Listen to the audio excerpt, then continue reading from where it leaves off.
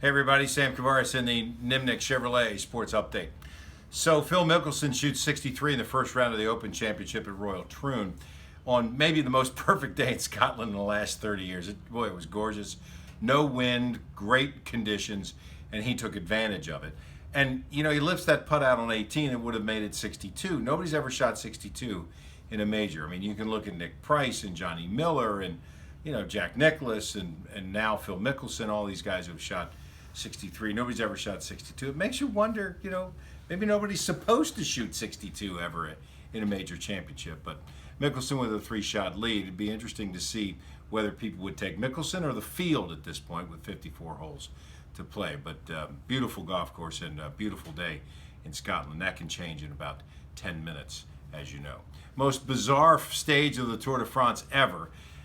I've been to southern or southeastern France, and I've climbed Mount Ventoux on my bike, and it is very, very difficult, I can tell you that. But the winds were blowing like 80 miles an hour on the top because it's been deforested up there, and there's an observation station. So they moved the finish of the stage down 6 kilometers from the top. Well, all those people that were in the final 6 kilometers, because they park and camp out there for days and days, they had to move all those people down. Well, what about the other 500,000 people that were already on the slopes of Mount Ventoux? So you add another 300,000 people to them, and the roads are small and get choked up. What happens is that somebody steps out in front, a motorbike, a motorcycle with the camera on it stops, and the leaders run right into it.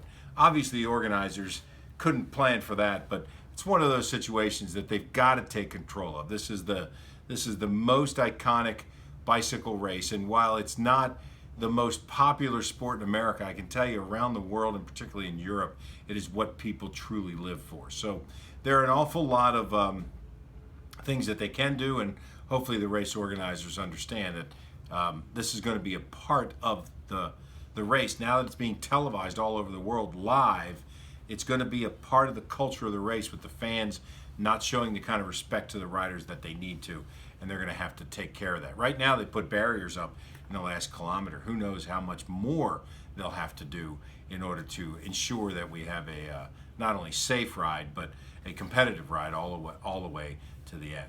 Jaguars are just a couple of weeks away from reporting. Rookies report that first Monday or the last Monday in July, and then the veterans will be here later in that week. With plenty of time to talk about that, but certainly a lot of buzz about the Jaguars. Keep seeing, as we get closer to the season, a lot of preview shows talking about the Jaguars being competitive and maybe even winning the AFC South. We'll talk more and more about that as well. I'm Sam Kavaris, and that's the Nimnicht Chevrolet Sports Update.